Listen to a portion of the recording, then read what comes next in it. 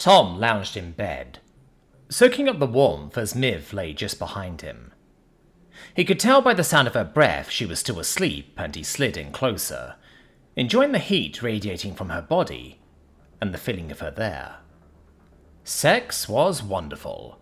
Sex was joyous and energetic, and certainly the ultimate in intimacy. But every time he lay down next to Miv, it was the best time of the day. The feeling of her hair in his fingertips while stroking his thumb along her neck. The warmth of her heartbeat, just laying together and waking up in the same bed, spoke of comfort and safety. It was 1,000 unspoken intimacies all in one. That said everything was going to be all right. There was nothing better than being back in your own bed. And while he had wanted to spend time with Leia, he wasn't going to miss spending his nights half asleep and sweltering on the damn couch. At least things had worked out with his mothers-in-law. The house out in town might be home someday, but for now, it was good to be home back on campus. There was still this shell before it was back to the classroom, just getting back to life as normal. No more sachet, no more interviews, no more fret of being turned into rump roast. Leia had been good about it all. Definitely next time. One eye cracked blearily open, and he winced as consciousness returned in force. Of course, last night had been spent explaining the whole situation to Miver, along with a brief introduction to Zinshiki. Truthfully, it hadn't gone as bad as he'd feared. Miv was unfailingly polite, although this was his first time seeing her with someone that age who wasn't a Shovanti, and she was as welcoming and understanding as he could have hoped, at least until after they dropped the girl off at the university hotel. Miv even held off on the question until they got back to his room. That had taken rather longer. She was angry at him and Leia alike for not telling her, and worried sick he'd been killed after she found out. Regardless of how understanding she'd been over the risks of angering an entire warband, the apologies had been long and fulsome. The explanation that Zinshiki was now somehow his daughter had been more difficult, if only because his understanding of how it happened was nebulous at best. But that made it a problem they could work on together, and to his vast relief, she hadn't rejected the notion outright. It had been common sense for the win, if only by degrees, but the welcome home sex had a touch of make-up sex to it as well, and she'd held on to him far later into the night than was usual. Closing his eyes, he thought about the time. Zinshiki was in the hotel. The costs would eat his salary alive, and it wasn't like she could just live there. She certainly wasn't going to live in his rooms. He lived in a 2-room studio apartment. Free, if you counted the kitchen off the living room. It wasn't like she could live on the couch. Even if she wanted to, it wasn't going to work. Having her stay at Leia's was the only real option, but that was a road he wasn't ready to go down without talking to Miv and Leia first. Not that Zinshiki was likely to go for it, either. While his notions of what she intended were few and far between, at least a few details of hers were coming into focus. Zinshiki intended to stay near him. All the time.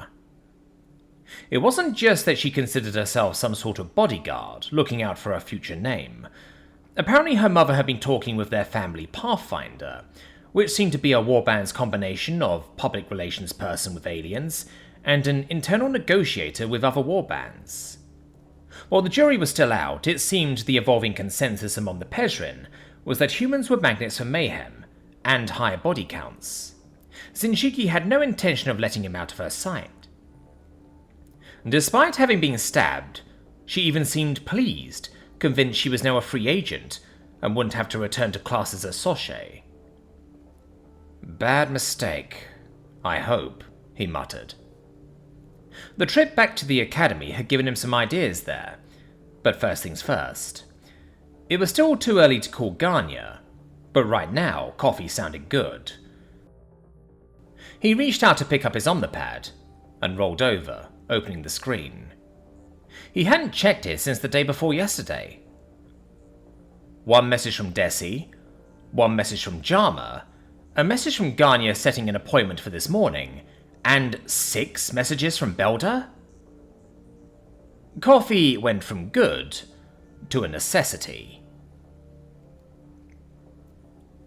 Tom looked over his bacon and toast, sitting across the counter from Miv. She'd come padding out of the bedroom a while after he started cooking. The look on her face was still nervous, and he couldn't exactly blame her. This was all going to take some time, particularly only weeks after getting out of the hospital. It felt a bit stifling, knowing she was watching him that much. The notion that he was some China doll that was going to get smashed whenever he got out of sight wasn't going to last, and he certainly wasn't going to encourage it, but after all the years alone, it felt damn nice to be wanted. Of course, that just made breakfast a bit more restrained when he asked how things had gone during his week away. "It was interesting," Miv said lightly, quickly spooning up a bit of pullover. "Interesting how? Was my substitute all right?" He watched Miv eat with rather more gusto than usual. That was a sign. I was going to send her a thank you note. She was all right, wasn't she? "Well..." "You sound like Leia."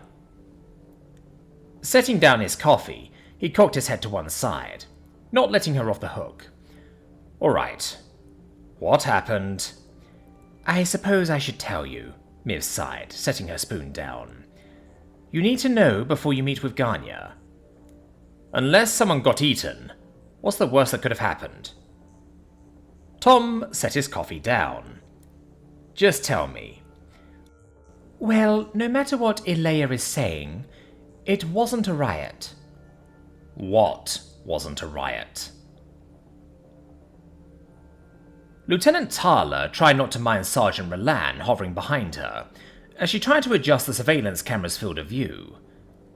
It was a curious interest and only a bit intrusive, and Captain Sitar kept Relan's questions to a reasonable minimum. This assignment was turning into one long and weary slog.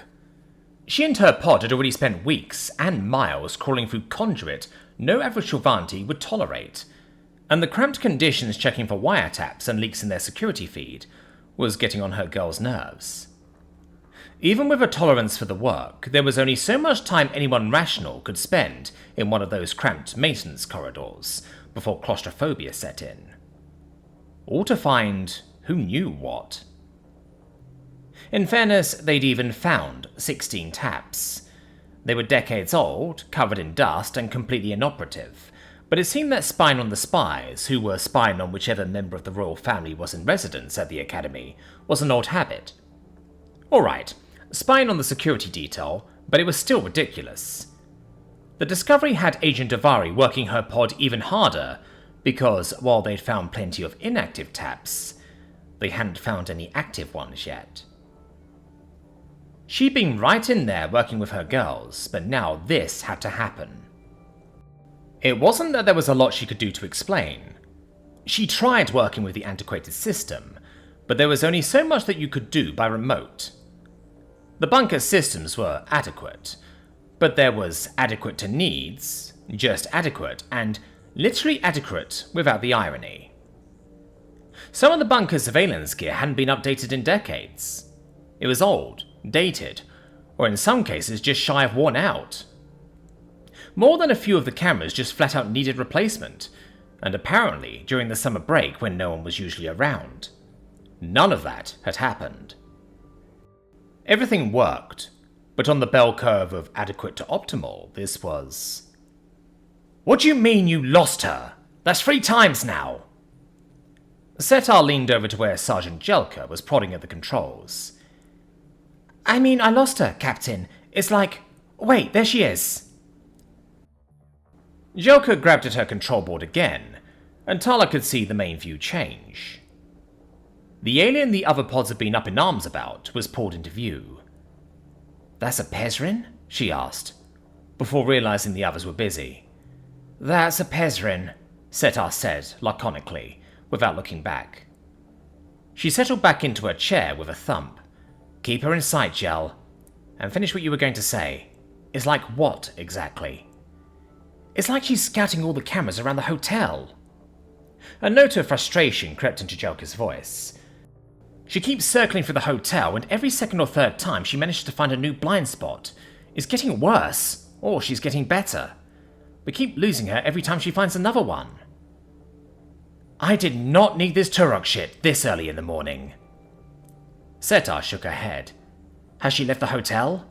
Not yet, but if we don't get this sorted, she'll be able to if she wants to. Setar sighed, watching the Pezrin a moment longer. Right, Tala, do what you can. Figure out how this kid is spotting the cameras. Use Ralan and your girls, and I'll ask for that new equipment you want. Right after I talk to Agent Davari. She's already chewing titanium over this Pezrin girl, and now I have to explain she's either playing silly buggers for fun, or seriously scouting us. Tala swallowed, and turned back to her work. Compared to dealing with Agent Davari, more time down in the tunnels didn't seem so bad. And while I consider a continuing education to be necessary to a keen mind, Professor Warwick, I'll have you know that before this past week I was blissfully ignorant of the term civil disobedience.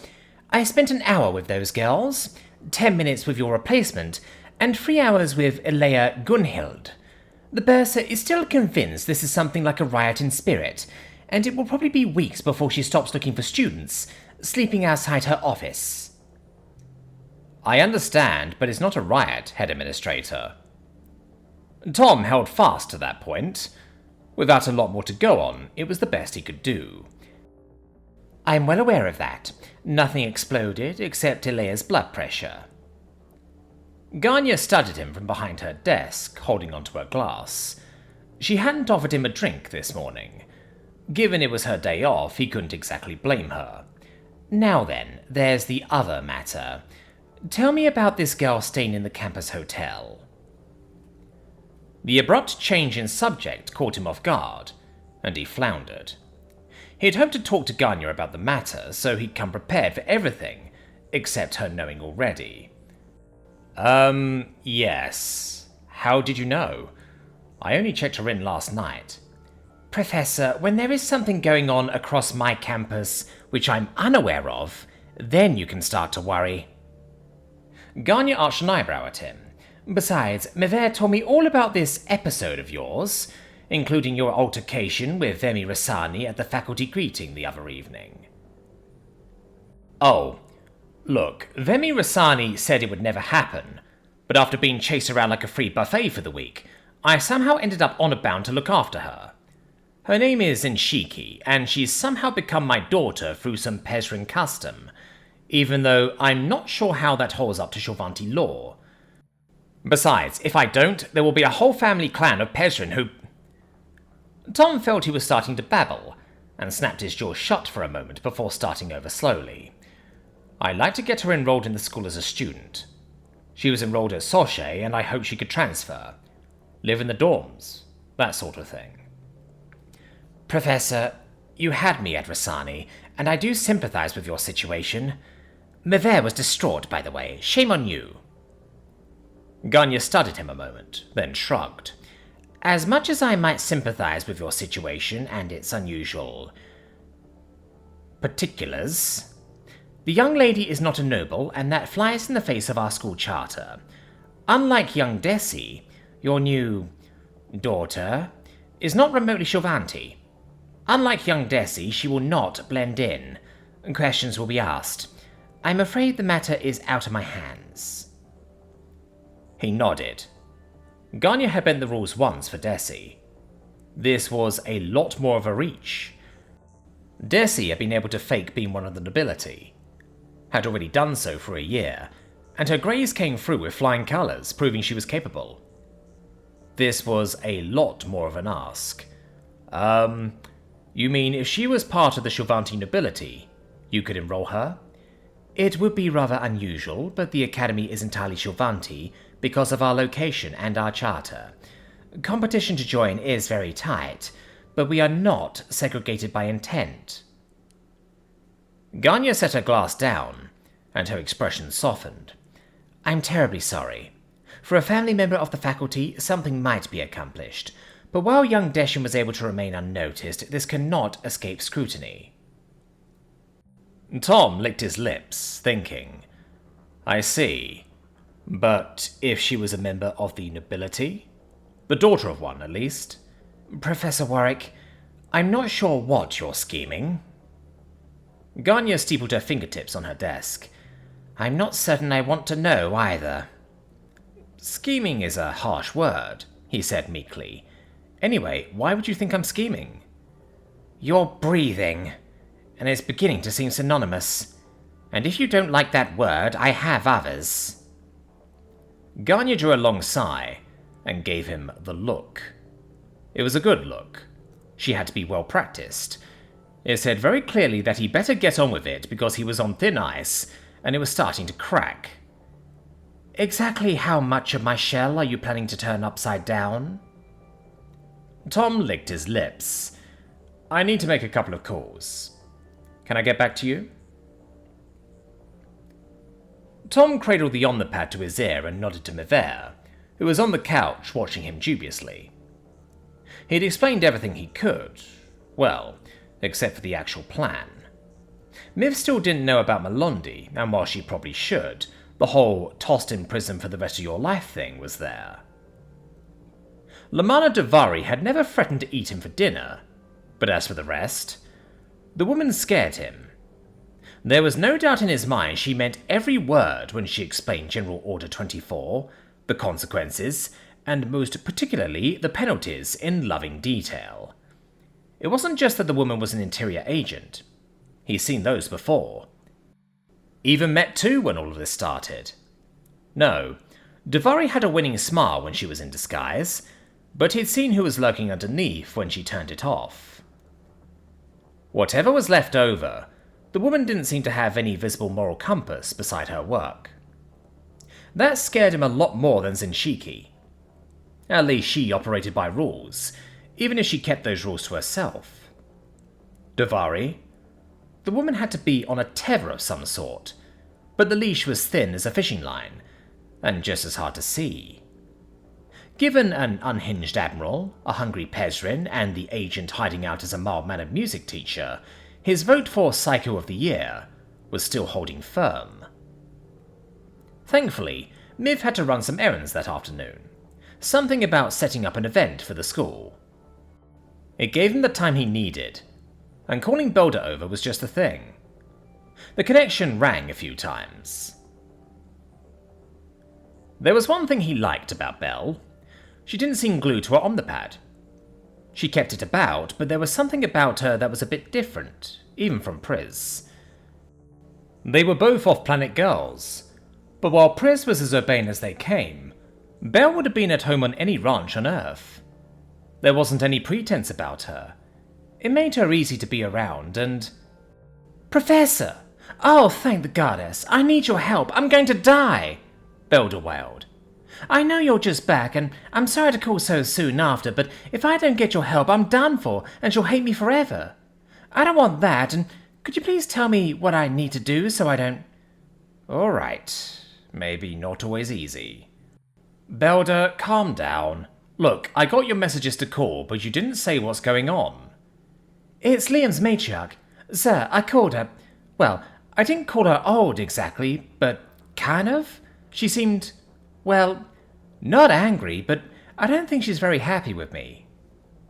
Belda sounded desperate, and her voice grew plaintive. Please, sir, I have a date tomorrow and I want to take her a gift, but Liam didn't know what I could get her and she'll. It's our 6th date. I was hoping you might have some ideas. Please? All right. I'll tell you what. Come over to my apartment. You have to bring Mel and Desi. I have an idea, but I need to talk to you free. He rubbed the bridge of his nose. He needed to check on Zenshiki. This was a kink in things, but it shouldn't take too long. I need to check on someone at the hotel, so meet me here at 11. Don't be late. Looking down at his omnipad, Tom felt his blood run cold. It wasn't a call he could avoid, as much as he wanted to. Honestly, he should have seen it coming. but reaching out to her first wasn't something that even crossed his mind. Taking a deep breath, he swiped open the call. "Good morning, Professor Davari. How are you?" "This line is secure. Dispense with the pleasantries and explain this Pezrin to me." 1,000-yard stare shouldn't reach over a phone call, but Davari managed to pull it off effortlessly. When she put her game face on, the woman had the dead eyes of a shark, and even less of the winning personality. It didn't tax the imagination to see her wearing that expression right now. It's a long story. "You were gone for less than a week. I'm entirely at your disposal to hear what happened, why she is here, where she is going to be, how closely she is going to be in proximity to Princess Kalira, and when you intend to resolve the hole in my security she represents." There wasn't even a hint of anger in Davari's voice. It wasn't so much an angry demand as an expectation mixed with the utter conviction he would comply. "I understand you're upset, but this has nothing to do with Kalira. It just sort of happened. I really couldn't have foreseen this, but come on. It's not like you run security checks on everyone on the campus, right?" Tom offered up. His optimism met a wall of silence. "Hello?" "I'm still here, Professor," Davari replied. "However, this incident makes me wonder. Are you really aware of me?" "Yes." It was the kind of question he understood. Davari was leading this conversation somewhere, and he just needed to write it out. "I'm relieved to hear it, Professor, so you can understand that until this situation is resolved, I shall be aware of her and you. I trust that I'm very clear on the matter." Tom's eyes slowly closed as he gripped his omnipad. "You are." "Good. I'm so glad to hear you say so, Professor." Davari's voice grew almost convivial. "You've had a very difficult time these last few weeks. That terrible incident, your recovery in the hospital, and yet you've managed to develop a position for yourself in a prestigious institution, created a position of trust even with members of the royal family. It would be a shame to see that all come apart over simple misunderstandings." "It would." "Well then, I'm sure I had something else to say, but for the life of me I can't remember what it was." Davari's sigh sounded like she was exasperated with herself. If you didn't know better, you could miss the affectation. "I'll look forward to answers before the week is out, Professor." Tom waited for almost 10 seconds after Davari cut the line, before he gasped for breath. "Why do you think he wants to see us?" Melondi asked as they strolled across campus. "I mean, I missed him. I'm just kind of surprised, you know? Has Professor Pelavon said anything?" "Kind of." Desi scrunched up her nose, thinking about it. "We talked every day until the day before yesterday. Then I saw her and, well, she was in an odd mood. I couldn't get anything out of her. Honestly, I thought she was frightened. She even hugged me." "Frightened?" Melondi stared at Desi for a few steps as they walked past the student union. There were so many possibilities, it seemed hard to pick the worst. "He sounded all right on the call, Belle." Yes, I guess so." Belle bit her lip. The cold rain had turned the commons into a mire, and they needed to skirt the long way around. "I guess I wasn't listening to that. He sounded okay, I think." "For the last time, stop thinking with your clam. Whatever it is can't be that bad." A hint of exasperation crept into Desi's voice. "Well, figure it out. So, did he sound all right, or didn't he?" "I think so. Look, we'll be there in a minute. We can see for ourselves." Captain Setter had the objective and her friends up on the main screen, but there wasn't much to see as they walked across the commons. Knowing their destination, she pulled up the cam in Warwick's rooms.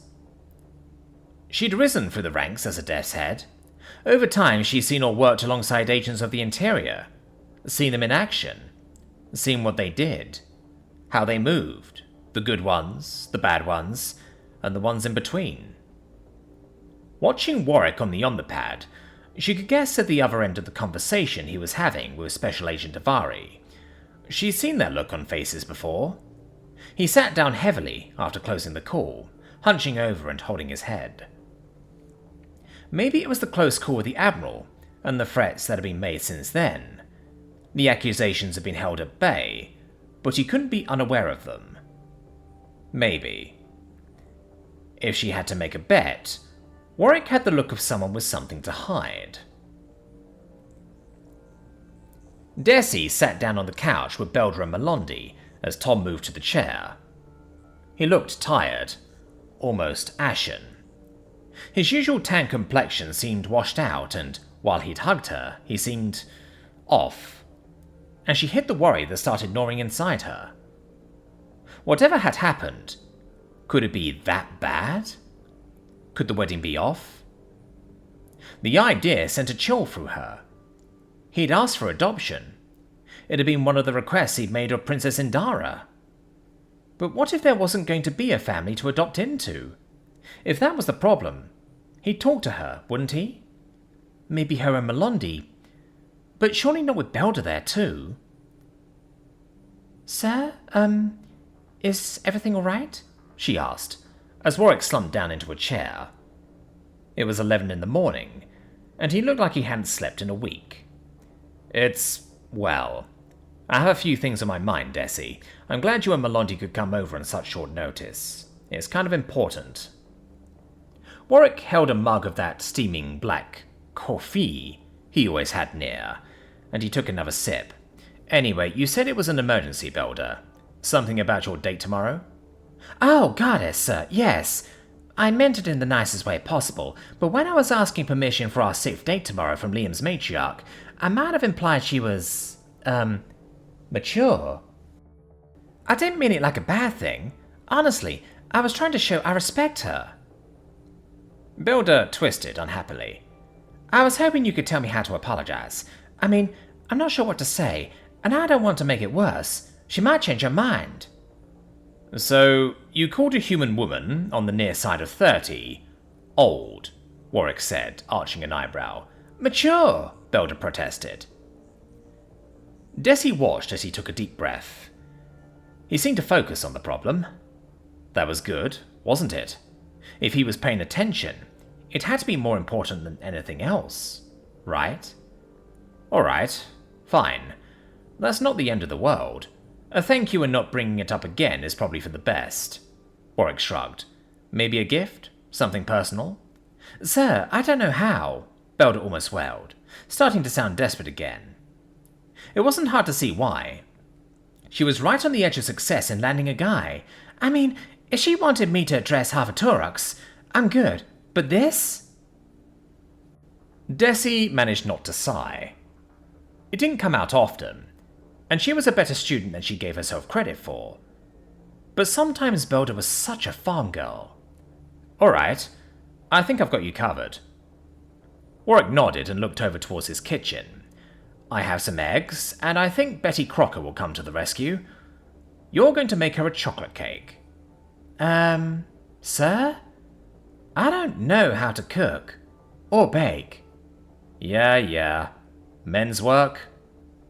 Warwick shook his head. Don't worry, it's a mix, and I'll walk you through it. That way you can tell her you made it. And it's personal. Do you think that will work? Belder peered at him hopefully. It's not quite as good as a cheesecake with you ladies, but I think the personal touch will make all the difference. Tom gave them a nod. Anyway, go in the kitchen and get the red boxes down from the top shelf. I'll be in after I talk to Mel and Desi. Alright? He watched her leave the room with a polite smile, and Desi felt her stomach lurch as he turned to look at them. Girls, I have a problem I need to talk to you both about. Melondi, you remember I asked your cousin, well, through her husband. Well, I asked Prince Adam for a couple of things after that whole thing in the library. Yes, sir, Melondi said, as she sat forward to listen, even as Desi felt the floor dropping out from under her. Well, I kind of need to take one back and ask for something else instead. Warwick nodded dolefully. I hate to do it, But it involves you both, and I'd really appreciate you helping me make the call, Melondi. Desi felt her stomach churn as her wall started to crack and lurch to the right. Was she being tossed off that lightly? What could be that bad? She'd been a good student, helped him around the library, been supportive of Mevere while he was gone. Why would he do this now? It felt like she was going to throw up. Desi, you see, it's like this. How do you feel about having a sister? The world lurched to the left instead. I'm sorry, what? Adam kicked back and looked at Indara with a bemused expression on his face. Well, that was something completely different. I half expected he'd ask for a title at the time. Indara shook her head, still looking a little perplexed. I certainly didn't expect this. Gotta admit, I didn't see it coming either. I mean, he asked us to speed through that adoption, and to look into that crap with his fiance's family, which certainly panned out. Adam shrugged. Could have knocked me over when he asked for a makeup holiday somewhere nice to take them on a honeymoon. Why would he even ask that? Indara shook her head in disbelief. I know the fight with Admiral Tejo prevented their vacation, but he could have asked anything he wanted. Surely he knew that. Honest? I'm not sure he did. He's still pretty new and chill. Adam spread his hands. It's one thing to know about the Empire and the Empress, but if you don't see it up close, it's easy to not get just how fucking powerful Cammy is. Indara still looked like she couldn't believe it. So he's giving up a holiday, and instead he wants a title for this Persian woman named Maraket? Even if he needs the title for the reasons he said, why not ask it for himself? There was a lot of room with Slip, Sel, and Ferry out in the field, and Adam slid down on the couch and wrapped an arm around her shoulders. You remember all the things said about me when we got married? I remember they were said very quietly. Classy looked at him archly, and not by anyone who knew what's good for them. Yeah, well, he's marrying a dame, not a princess. He won't get that kind of pass. He hugged Classy a little tighter, and leaned in to kiss her cheek. This way, the whole title thing will pass from mother to daughter, and he skips the hassle. I mean, it is possible, isn't it? Easily. Dame is the lowest rank there is, and well within my authority.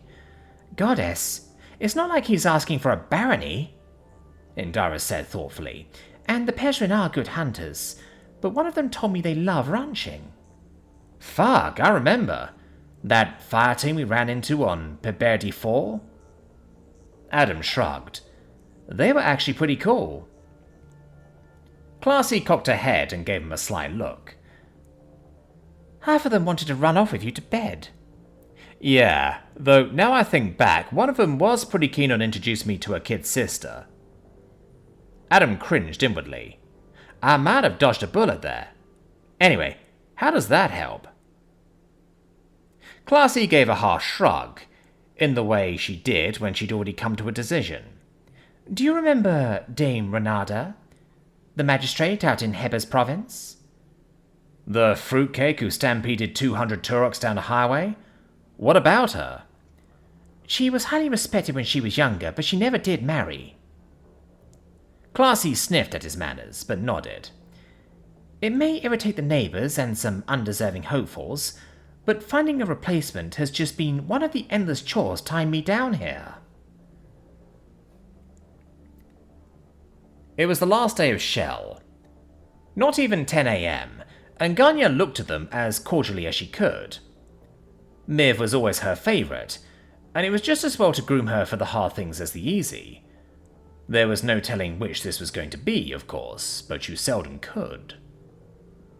Young Melondi, well, Princess Kalira, was the sort of person who didn't have to ask, but Ganya had a growing suspicion about why she was involved with this little entourage. The Pezrin girl was there. She needed to listen to her name properly this time. It was polite, and she had the growing suspicion she'd hear it again. Then there was Tom Warwick. Professor Warwick, my husband likes you, but if you call me again at 9 in the morning, that may change, Ganya said, pouring herself a glass of Abeki juice after offering them all something. Since Mavera and Miss Melondi are here, I trust this is worth the time and effort you've been putting in since yesterday. Well, yes. I like to roll Zinshiki in the academy. Tom nodded confidently. She's just become heir to the Dame of Heber's Valley, for services rendered to the Empire.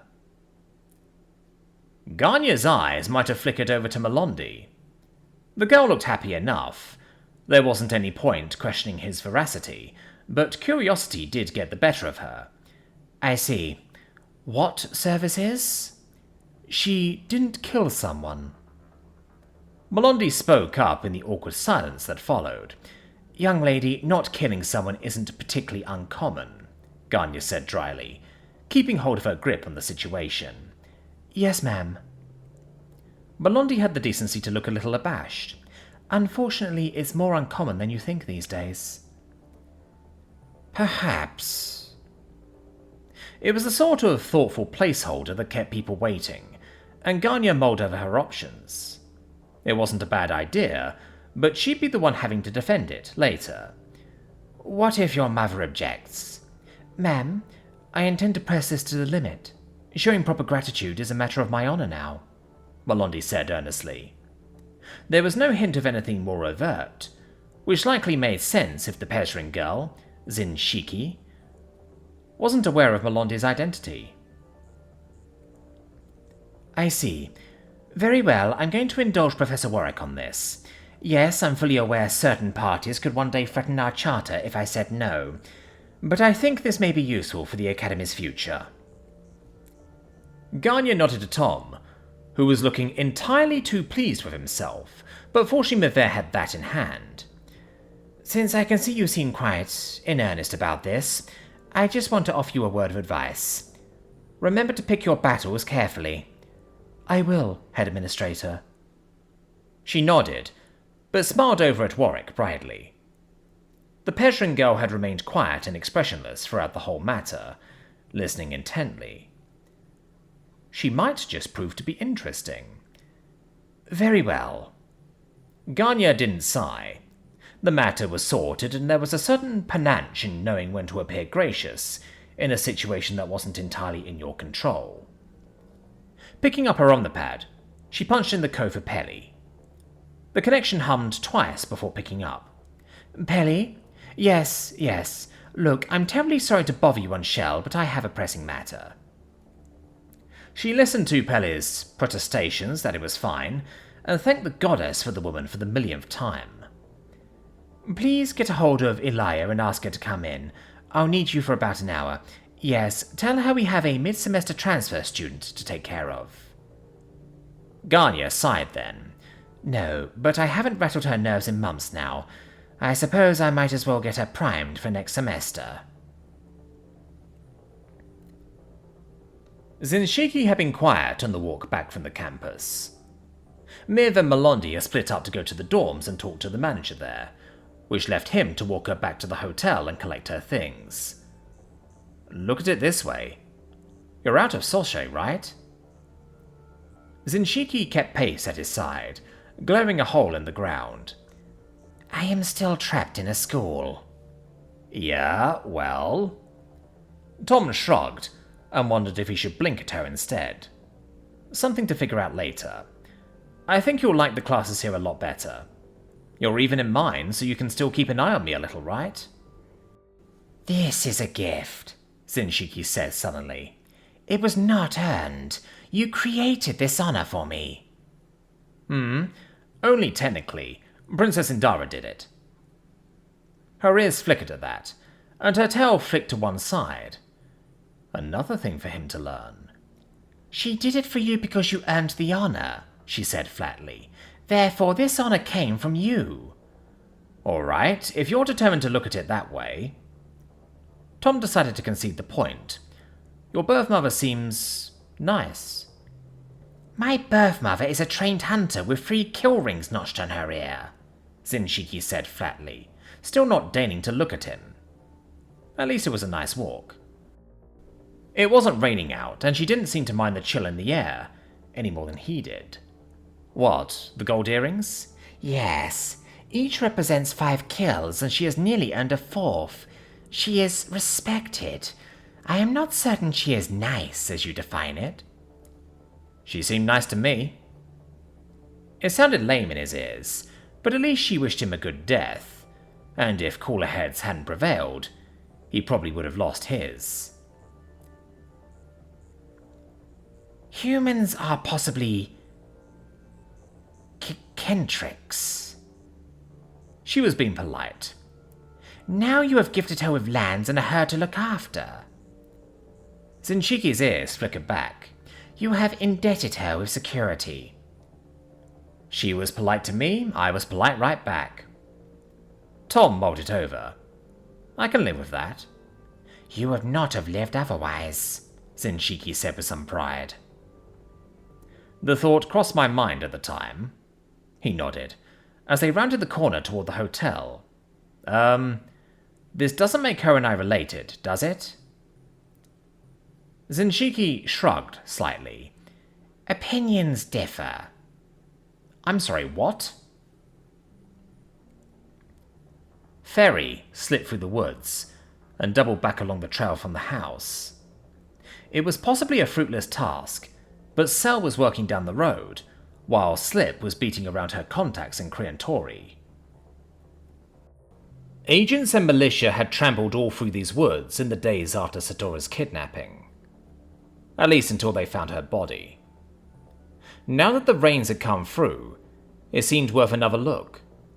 So far, they turned up less than nothing, but after reassessing their quarry's skills, it still seemed like a good idea to go back to the beginning. They were after a professional, and whoever the bitch was, she managed to get away clean. Still, it couldn't have been easy. Leaving without making a trail was a skill, but doing it with a struggling 3-year-old? That couldn't have been easy. The road was a diversion. Whoever she was, she'd come in at the estate from a lot farther out. That meant there had to be something. A camp. A cache for food or garbage. Something. Keeping off the beaten trail, she worked her way down the stream. She almost didn't spot it. It was a plover peel. Leaning down, she picked it up with the tip of her knife. Definitely a plover peel. People didn't think much about throwing food away in the forest, but plover peels could take months to decompose. She licked her lips and stood up, taking a careful look around her. It was a good spot for camping. Close to the stream, water wouldn't have been a problem. One less thing to pack in on the long hike. One more way to stock up on the trek out. There were some broken branches, not many. It could have been an animal.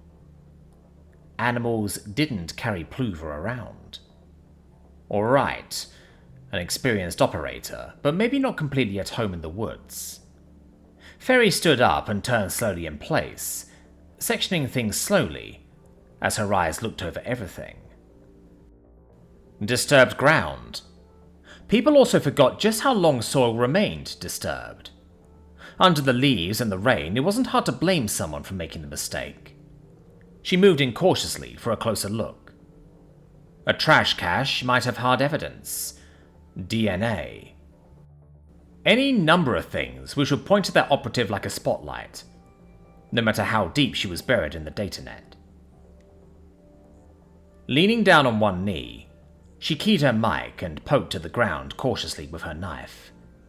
Cell? I think I found something. Then the world exploded, and there was nothing at all.